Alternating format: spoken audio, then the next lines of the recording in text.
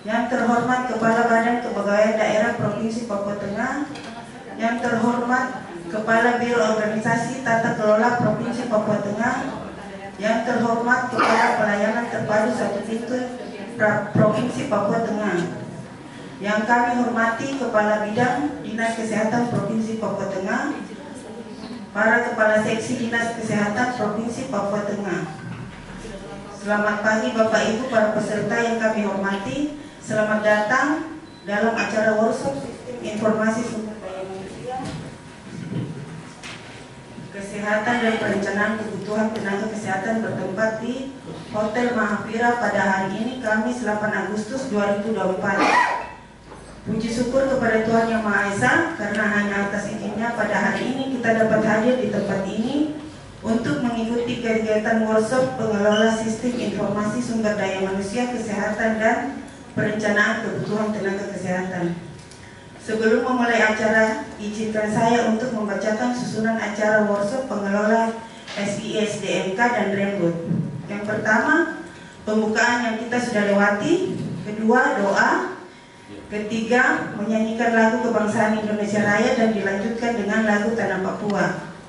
Keempat, laporan Ketua Penelitian. Kelima, sambutan dari satu perwakilan dari Dirjen Perencanaan Tenaga Kesehatan Kementerian Kesehatan Republik Indonesia, Dr. Indria Purnamasari Mars. Kedua, Sekretaris Daerah Provinsi Papua Tengah sekalian membuka acara workshop Sistem Informasi Sumber Daya Manusia, Kesehatan dan Perencanaan Kebutuhan Tenaga Kesehatan di Provinsi Papua Tengah. Selanjutnya foto bersama.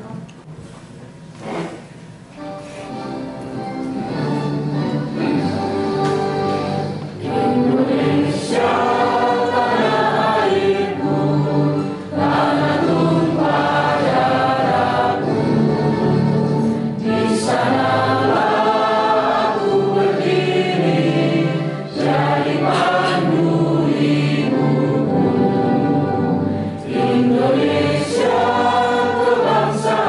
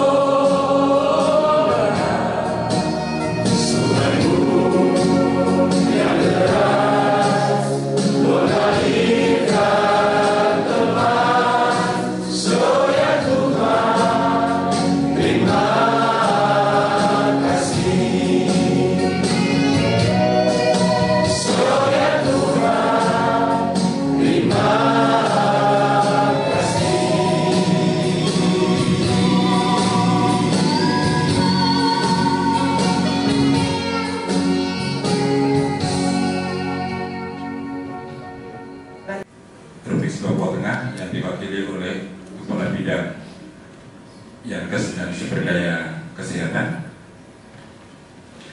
Yang terhormat para narasumber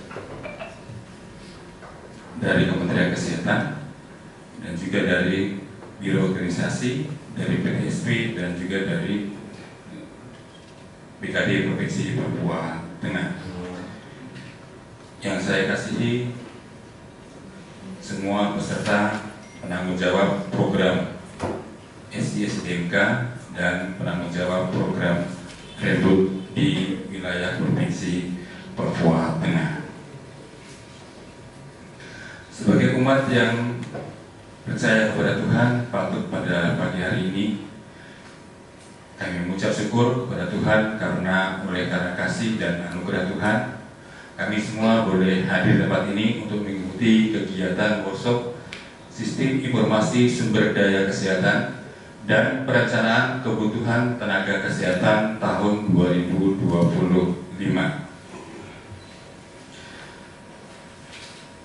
Dasar pelaksanaan kegiatan yang pertama adalah Peraturan Pemerintah Nomor 67 tahun 2019 tentang Perencanaan Kebutuhan Sumber Daya Manusia Kesehatan dilakukan melalui aplikasi Rembut. Kemudian Undang-Undang Kesehatan Nomor 17 tahun 2023. Yang ketiga, DPA Dinas Kesehatan Pengadilan Penduduk dan Keluarga Berencana tahun 2024. Yang keempat, DPA Dikon Dinas Kesehatan Pengadilan Penduduk dan Keluarga Berencana tahun 2024. Serta SK Panitia Pelaksanaan Kegiatan Workshop. Maksud dan tujuan daripada kegiatan ini adalah agar semua peserta dari kabupaten, Dinas Kesehatan Kabupaten, rumah sakit, dan juga Dinas Kesehatan Provinsi memahami tentang program Sistem Informasi Sumber Daya Kesehatan dan Perencanaan Kebutuhan Tenaga Kesehatan. Diharapkan setelah selesai pertemuan ini, nantinya setiap kabupaten sudah bisa mempunyai dokumen deskripsi tentang sistem informasi tenaga kesehatan di wilayah kerja masing-masing, dan juga sudah mempunyai dokumen deskripsi tentang perencanaan kebutuhan tenaga kesehatan. Perencanaan kebutuhan tenaga kesehatan ini aplikasinya tidak dibuka setiap saat, dibuka tertentu dan terakhir akan ditutup pada tanggal 26 September. Narasumber dari kegiatan ini yang pertama dari Kementerian Kesehatan, yaitu dari Dirjen Nakes dan juga dari Dirjen Perencanaan Tenaga Kesehatan, dari Dinas Kesehatan Pengadilan dan Keluarga Berencana, dari Biro Organisasi, Tata Kelola, Tata Pelaksana, dari PTSP, dan dari BKD Provinsi. Peserta yang ada adalah dari 8 kabupaten Dinas Kesehatan, terdiri dari 3 orang, dan juga peserta dari rumah sakit di wilayah Provinsi Papua Tengah di 8 kabupaten. Ini rumah sakit di Papua ada 9, karena demikian ada 2 rumah sakit, semua diundang. Jadi total peserta seharusnya adalah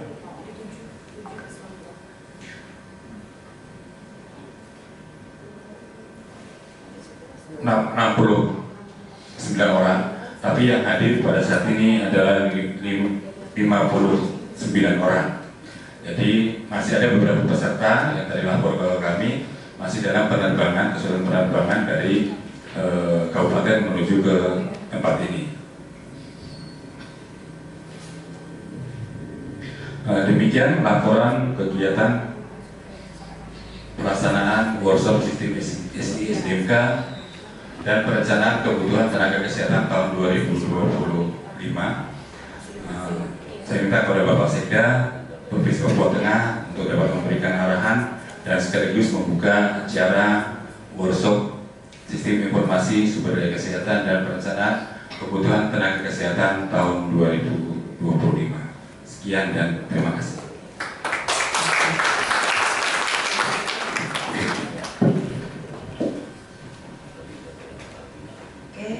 Selanjutnya sambutan dari perwakilan narasumber Dirjen Perencanaan Tenaga Kesehatan Kementerian Kesehatan Republik Indonesia kepada Dr. Indria Purnamasari Mars, kami persilahkan.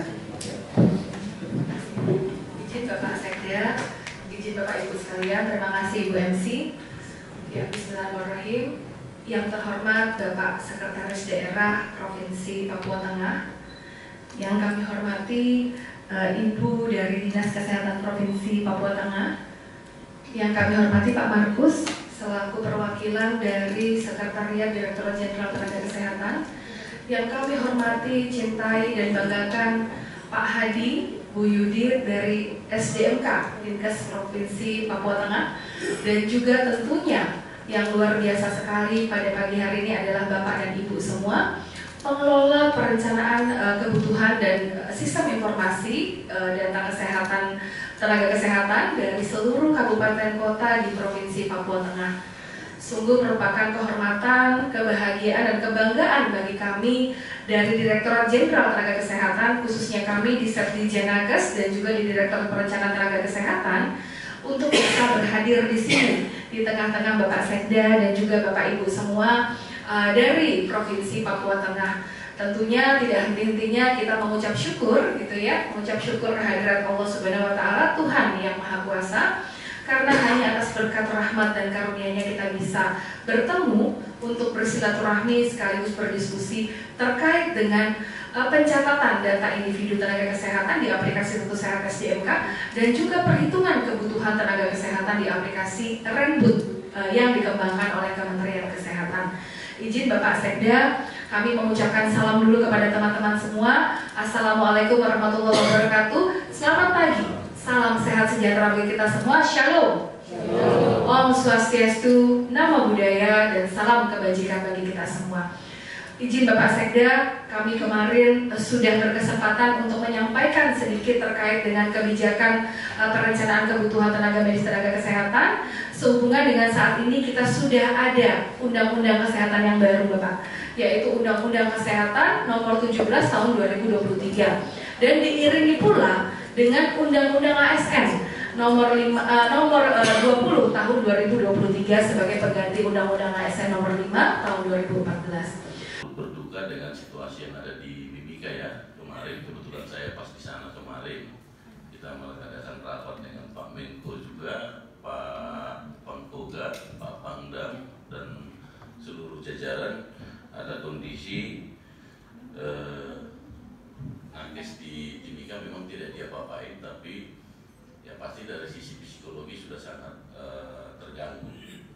Ada rotasi nakes, tetapi ada kondisi yang oleh teman-teman di sebelah tidak menghendaki hal tersebut, dan ada korban jiwa seorang pilot dan helinya juga dibakar, dan pilotnya yang notabene hanya membantu kita pemerintah daerah untuk mendorong dan menarik nakes sampai dengan korban jiwa. Jadi pada saat ini kita mengucapkan duka yang mendalam terhadap beliau, dan sudah ditangani oleh pihak-pihak yang terkait jenazah yang bersangkutan. Bapak Ibu yang saya hormati, kita ini di Provinsi Papua Tengah dengan DOB sesuai dengan Undang-Undang 15, kita sudah dibagi menjadi Papua saat ini kalau tidak salah sudah 6 provinsi, 4 DOB ditambah 2 yang induk. Khusus untuk Papua Tengah kita terdiri dari 8 kabupaten tadi yang saya sampaikan. Kalau dari sisi ruang fiskal, Papua Tengah yang paling tinggi di antara seluruh provinsi yang ada di Papua Tengah, di Papua, di Pulau Papua. Artinya apa? kita tidak boleh standarnya sama dengan provinsi yang ada di Papua. Saat ini boleh kita mengatakan ada 6 kabupaten yang kondisi keamanannya masih relatif kurang kondusif. Yang ada hanya di pusat-pusat kota yang relatif kondusif. Kalau kita mau uji, contoh di Kabupaten Dugiai, kalau kita berbicara di Mapia atau di tempat-tempat ini, saya yakin tidak ada pelayanan di sana yang maksimal. Mungkin ada mantri di sana, tapi apakah obat-obatnya ada seterusnya? Demikian juga di kabupaten-kabupaten yang di pegunungan lainnya, di puncak. Kalau kita bicara kemarin di Gome saja sudah sulit, padahal masih berbicara di seputaran distrik sedikit di luar dari pusat kota. Demikian juga di Paniai. Siapa yang berani ke Keu atau ke Yayate? Padahal cuma lintas danau saja. Jadi situasi ini menjadikan sebuah penumpukan jumlah nakes di kota saat ini. Kita harus akui itu. Kecuali tadi saya menyampaikan itu di Nabire sama Mimika ya, karena relatif kalau di Mimika ada 4 distrik ya, yang kalau tidak salah yang masih harus lewat pesawat kalau nggak salah, tapi di distrik yang lain sudah relatif bagus. Demikian juga di Nabire sini, kalau kita ke Pulau Mor kemarin di sana puskesmas sudah bagus dan sudah ada pelayannya. Tinggal bagaimana memaksimalkan yang tadi itu. Artinya itu tinggal peningkatan. Tetapi kalau kita berbicara di 6 kabupaten lainnya, masih banyak PR yang kita harus perbaiki. Kita berharap Bapak Ibu silakan mengikuti kegiatan ini dengan baik. Kalau Bapak Ibu sudah ditunjuk dari kabupaten, dari masing-masing ke dinasnya atau pemerintah daerahnya, berarti ketika besok tidak ada penerimaan nakes di sana, yang salah Bapak Ibu. Ketika ada penerimaan pegawai, ternyata tidak ada formasi di kabupaten dari mana bapak-bapak semua. Berarti untuk memenuhi yang dimasukkan di aplikasi ini tidak dikerjakan dengan baik. Jangan salahkan BKD atau BKPSD, karena BKPSD menginput dari masing-masing OPD teknisnya. Jangan nanti lempar batu sembunyi tangan ketika tidak muncul. Wah, yang salah bukan kami, yang salah adalah Sekda, yang salah Bupati, yang salah BKPSDM, yang salah keuangan tidak menganggarkan. Padahal saat ini Bapak Ibu disuruh dan ditunjuk untuk menginput dan merencanakan kebutuhan masing-masing pegawainya SDM. Saya rasa ini harus dipahami. Tolong, harapan kami Bapak Ibu mengikuti kegiatan ini dengan baik, dan tentunya jumlah kebutuhan pegawai disesuaikan dengan berapa banyak puskesmas yang ada, pustu yang ada, rumah sakit yang ada, pasti dikaitkan dengan jumlah anggaran APBD yang ada, ditambah lagi jumlah penduduk yang ada di sana, pasti indikatornya banyak, sehingga nanti muncul sebuah kebutuhan pegawai di masing-masing kabupaten maupun di provinsi sendiri. Dengan mengucapkan puji dan syukur kehadirat Tuhan Yang Maha Kuasa, pada hari ini tanggal 8 Agustus 2024, acara workshop Sistem Informasi Sumber Daya Kesehatan dan Perencanaan Kebutuhan Tenaga Kesehatan tahun 2025 di Provinsi Papua Tengah dengan resmi kami nyatakan dibuka.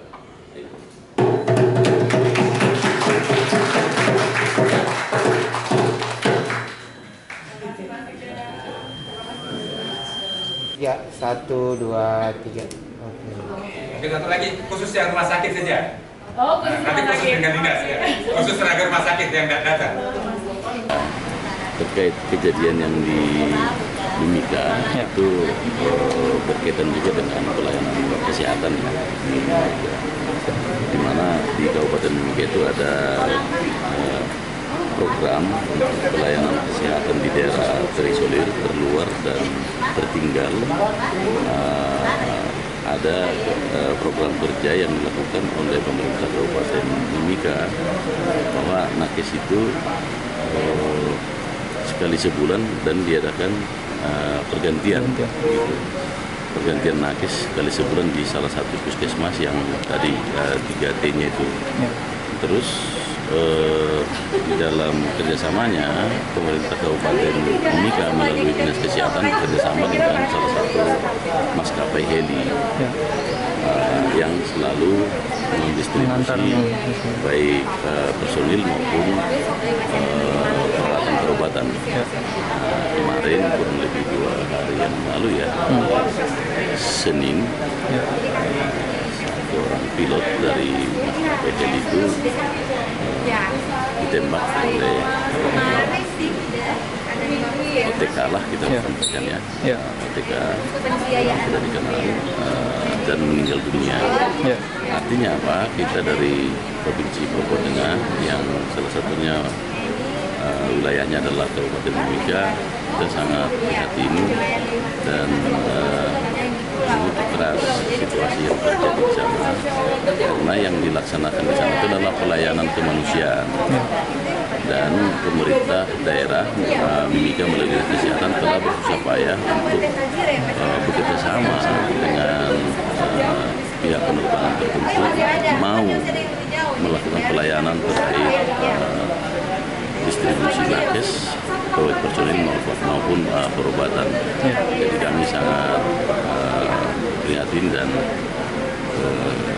berduka cita juga terkait almarhum pilot yang meninggal di Kabupaten Mimika, khususnya yang melakukan pelayanan kesehatan tersebut. Posisi saya honorer di RSUD Ilaga, terus yang berlaku di sana satunya S2 saja yang berlaku, S1, S2 tidak berlaku. Itu yang saya mau tanya, apakah SK untuk S2 itu ada untuk honorer atau tidak? Itu pertanyaan saya. Seperti itu, kembali. Nah, dalam mengangkat itu otomatis kita mengumpulkan ijazah. Nah, kalau memang ada ketidaksesuaian ijazah yang di SK, misalnya di SK-nya Ibu belum tercantum rekornya Ibu, mungkin langsung koordinasi saja dengan, saya kurang tahu kalau di Puncak siapa yang menjawab honorer, BKD atau dari dinas terkait, saya kurang tahu ya kalau di sana. Teknis sama tenaga medis. Nah, yang tenaga teknis ini, kenapa untuk formasi SMA atau kita bilang formasi tenaga pelaksana itu tidak bisa dibuka ya? Padahal itu yang menjaga kami di pedalaman kalau terjadi sesuatu. Begitu. Kalau misalnya itu tidak dibuka, aduh, horor juga buat kami. Jadi kalau bisa dari BKD Provinsi mohon rekomendasi untuk kami di kabupaten daerah konflik supaya kami bisa memberdayakan teman-teman di sekitar daerah lingkungan kerja kami. Contohnya kami rumah sakit. Mungkin ada beberapa yang tenaga SMA-nya bisa jadi pramubakti kah, petugas keamanan kah, binatu kah, terus koki kah, bantu-bantu kami begitu. Tapi dari segi Menpan RB, SMA itu tidak dibuka.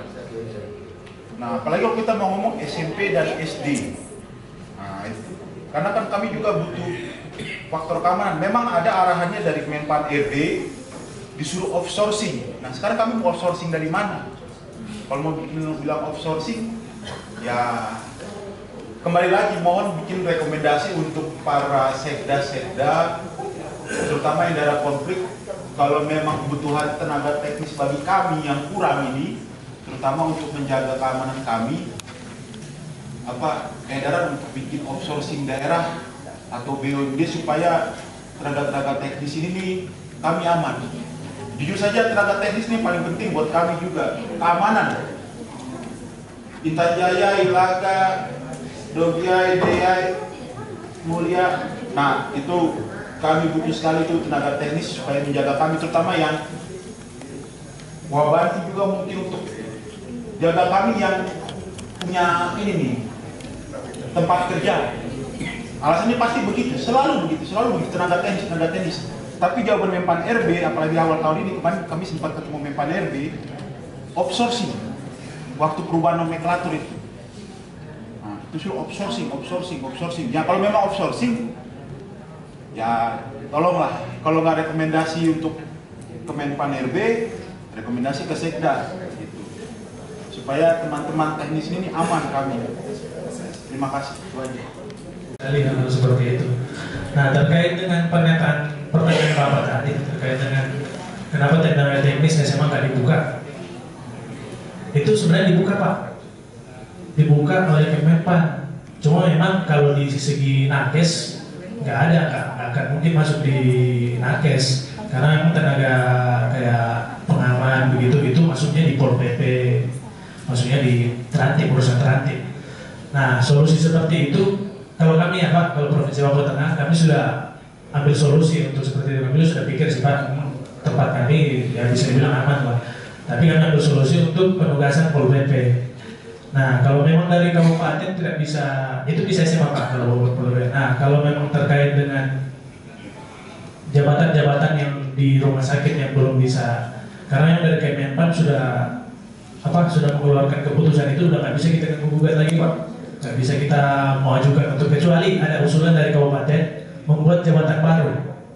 Nah, tapi itu prosesnya agak panjang Pak. Dan kedepannya terima kasih Pak, saran yang sangat baik terkait dengan surat usulan dari mungkin dari Pemprov untuk membuat surat untuk kebijakan tiap daerah membuat outsourcing. Karena kami di daerah di Provinsi Papua Tengah sendiri sudah menggunakan outsourcing Pak.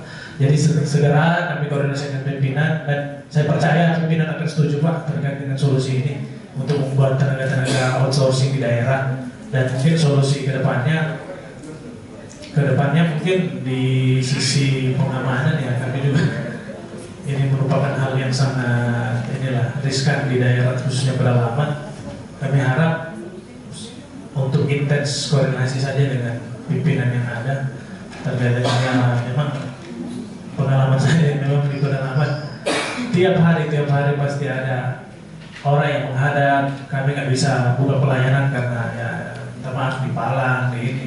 Kami juga mengamati solusi seperti itu jujur sangat sulit kita ini, otomatis kita libatkan Polres lah, kita libatkan ini.